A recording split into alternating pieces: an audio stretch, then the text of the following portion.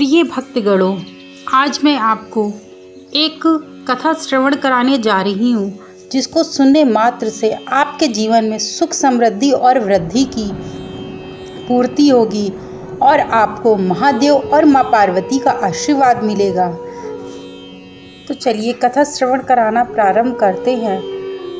माता पार्वती भगवान शिव से पूछती हैं कि हे प्रिय, क्या पूर्व जन्म के कर्म भी मनुष्य को पृथ्वी पर चुकाने पड़ते हैं? तब भगवान शिव कहते हैं कि हे देवी, यह सत्य है, मनुष्य को अपने पूर्व जन्म का कर्म चुकाना ही पड़ता है। फिर माता पार्वती पूछती हैं कि देवों को देव, हे देव, देवों को देव, महादेव, ये कैसा कर्ज होता है जो मनुष्य को अवश्य ही चुकाना पड़ता है और अपने पूर्व जन्म के पश्चात भी चुकाना पड़ता है? तब महादेव कहते कि हे देवी, मैं तुम्हें कहानी के माध्यम से बताऊंगा, जिसको सुनने से तुम्हें यह पता चल जाएगा कि मनुष्य को अपने पूर्व जन्म के जो फल है, अच्छे कर्म हो या बुरे कर्म हैं, दोनों ही मनुष्य को भोगने पड़ते हैं। अगर आप यह कथा सुन रहे हैं तो आप इस कथा को पूरी सुनिएगा। इसको आधी छोड़ करके जाने की गलती आप भूल करके भी मत करिएगा, क्योंकि ये कथा को सुनने से मनचाहा फल की प्राप्ति होगी और आपके जीवन में सुख समृद्धि वैभव का आगमन होगा। पूर्व जन्म का कर्ज चुकाने के लिए चुकाना ही पड़ता है। तब भगवान शिव माँ पार्वती से कहते हैं, हे प्रिय, तुम बहुत ध्यानपूर्वक से इस कथा को सुनना, क्योंकि सुनने मात्र से तुम्हें इस बात का एहसास हो जाएगा कि व्यक्ति को अपने पूर्व जन्म का कर्म चुकाना ही पड़ता है। तो चलिए तुम्हें सुनाना प्रारंभ करते हैं। यह कथा एक व्यापारी को जबरदस्त घाटा लग जाता है। एक व्यापारी होता है, उसको अपने जीवन में व्यापार में बहुत घाटा लग जाता है। आजीविका और नए व्यापार के लिए वह राजा से ऋण लेने के लिए उसको आवश्यकता हो जाती, यानी कि राजा से उसको ऋण लेने के लिए ज़रूरत पड़ती। वह सोचता है कि मैं राजा से ऋण ले लूँगा तो मेरे जितने प्रॉब्लम्स है, जितनी दिक्कतें सब दूर हो जाएंगी। वह राजा भोज के पास गया और एक बड़ी रकम ऋण के रूप में मांगी। राजा ने पूछा, तुम यह ऋण चुकाओगे कैसे?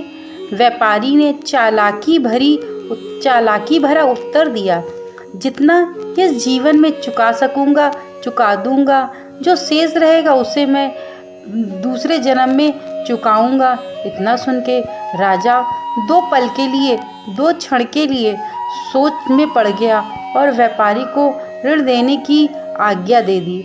व्यापारी वहां से धन लेकर चला गया। मार्ग में सायंकाल हो जाने के कारण वह एक तेली के घर रुक गया, यानी कि कोई तेली होगा उसके घर में रुक गया रात्रि होने के कारण। पास में धन होने से उसकी रक्षा की चिंता में उसे नींद नहीं आई। पशु भाषा समझने के कारण उसने तेली के बैल को परस्पर बातें करते सुना। एक बैल कह रहा था, भाई, इस तेली से पहले जन्म में मैंने जो ऋण लिया था वह अब लगभग समाप्त हो चुका है। कल घानी में 2-3 चक्कर लगा देने के बाद मैं ऋण मुक्त हो जाऊंगा और इस पशु योनि से मैं छुटकारा पा जाऊंगा। दूसरा बैल बोला, भाई, मुझ पर तो अभी इसका 1 सहस्त्र रुपया ऋण है। एक मार्ग मेरे लिए है। यदि यह तेली राजा भोज के बैल से मेरी दौड़ने की प्रतियोगिता ठहरवाए और 1 सहस्त्र की शर्त रखे तो मैं जीत जाऊंगा और इसे 1 सहस्त्र रुपया मिल जाएगा। तो व्यापारी ने देखा कि अगले दिन 3 चक्कर लगाने के बाद पहला बैल मर गया। तब उसने रात की सारी बात तेली को बता दी और उसे राजा भोज के पास जाने को कहा। प्रतियोगिता होने पर सचमुच में दूसरा बैल विजेता बन गया और तेली को सहस्त्र रुपया दिला करके वह भी मृत्यु को प्राप्त हुआ, यानी कि वह भी जो पशु योनि से था वह मुक्ति पा गया। यह देखकर व्यापारी बहुत शर्मिंदा हुआ और राजा के पास पहुंचा। उसने तत्क्षण ऋण के रूप में लिया गया धन वापस लौटा दिया। मनुष्य को कहीं ना कहीं जरूर से जरूर अपनी जो पूर्व जन्म के कर्म है या किसी के ऊपर कर्ज है वह भोगना ही पड़ता है, चुकाना ही पड़ता है। एक कहानी भगवान शिव माँ पार्वती से कहते हैं, मैंने तुमको एक बैल की कहानी सुनाई, अब मैं तुम्हें दूसरी कहानी सुनाना प्रारंभ करता हूँ। एक आदर्श ऊर्जा जीवन भर हमेशा हमारे साथ चलती है। यह ऊर्जा हमारे जीवन की सारी घटनाओं को कंट्रोल करती है। इस ऊर्जा को संचित कर्म कहा जाता है। यह ऊर्जा हर जन्म में दर जन्म हमारे साथ चलती है। जब तक यह खत्म न हो जाए तब तक मनुष्य को कुछ भी नहीं प्राप्त होता है। जीवन में किस्मत के दरवाजे कभी नहीं खुलते हैं। कर्म हर कुंडली के अपने अपने होते हैं। कई बार ऐसा होता है कि बहुत मेहनत करने के बाद भी बढ़िया परिणाम नहीं मिल पाता है, लेकिन अगर आप अपने लगन के अनुसार काम करेंगे तो आपको जीवन में कभी भी परेशानियों का सामना नहीं करना पड़ेगा। सबसे पहले बात करते हैं, आपको बताते हैं, यदि आप कर्म करते रहेंगे तो मनुष्य को कभी भी इस बात का पता नहीं चलता है। तो चलो सुनाते हैं दूसरी कहानी के बारे में। भगवान शिव माँ पार्वती से कहते हैं कि एक राज्य में एक राजा रहा करता था। वह बहुत दानवीर राजा था, परंतु उससे एक गलती हो जाती है। गलती होने के कारण जब पूर्व जन्म में वह जन्म लेता है तो एक गधा का जन्म लेता है, ताकि वह जो पाप किया था उसने वह उन पापों को खत्म कर सके। क्योंकि मनुष्य को अपने पूर्व जन्म के कर्म भोगने पड़ते हैं। जैसे ही वह गधा के जन्म लेता है और जो राजा होता है वह जिस भी व्यक्ति को परेशान किया होता है वह उसका मालिक होता है। जब हरी लाल उस गधे को कपड़े धुलने के लिए घाट पर ले जाया करता था, तब वह जो गधा था वह उसके साथ चला करता था। तब वह गधा सोचता है कि मैंने पूर्व जन्म में इस व्यक्ति से बहुत काम लिया था और इसको मैंने धन भी नहीं दिया था, इसी कारण से मेरा जितना कर्ज है वो इसी रूप में निकल रहा है कि मैं इसके घर पे काम करता हूँ और यह मुझे खाने तक को सही से नहीं पूछता है।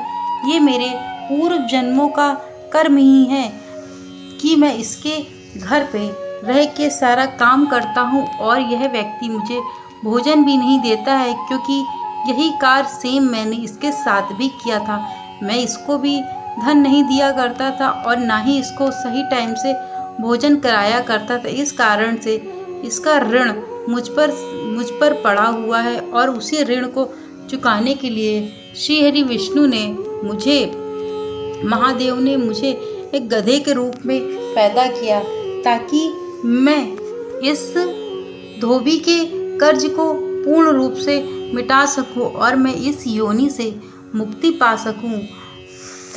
तब गधा सोच में पड़ जाता है, यदि मैंने इसके साथ पिछले जन्म में कोई ऐसा कार्य न किया होता, आज मुझे गधा योनि में जन्म ही न लेना पड़ता, इसके ऋण को मुझे चुकाना ही नहीं पड़ता। यानी कि मनुष्य को अपने कर्मों का फल जरूर से जरूर चुकाना पड़ता है। ऐसे ही धीरे धीरे समय आता है कि उस धोबी का जितना कर्ज होता है वह गधा चुका देता है। जैसे ही गधा उसका कर्ज चुकाता है वैसे ही दूसरे दिन उस गधे की मृत्यु हो जाती है। मित्रों, यदि कोई व्यक्ति किसी से उधार लेता है या किसी को उधार देता है, यदि कोई व्यक्ति लौटाता नहीं है तो उसको अपने इस जन्म में नहीं तो दूसरे जन्म में उसका कर्ज चुकाना ही पड़ता है। और मनुष्य को सदैव इस बात का ध्यान रखना चाहिए। तब महादेव माता पार्वती से कहते हर एक मनुष्य को अपने कर्म के अनुसार ही फल मिलता है और अपने कर्म को ध्यान में रख के ही हर एक व्यक्ति को अपना कार्य करते रहना चाहिए। मेरे द्वारा सुनाई गई ये छोटी सी कथा आप लोगों को अच्छी लगी हो तो चैनल को लाइक शेयर सब्सक्राइब करना मत भूलिएगा। Thank you so much video को वॉच करने के लिए।